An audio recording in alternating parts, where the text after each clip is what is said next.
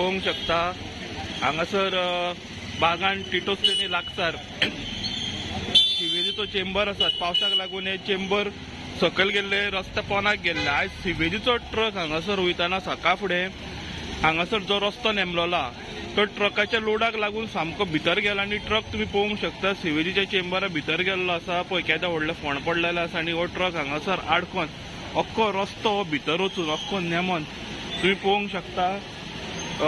Full traffic म्हणटा ती ह्या रस्त्यार ब्लॉक जाल्ली आसा। स्कुटरी अश्यो बारीक पळय कश्यो सरकशी करून सायडीच्यान वाट काडटात।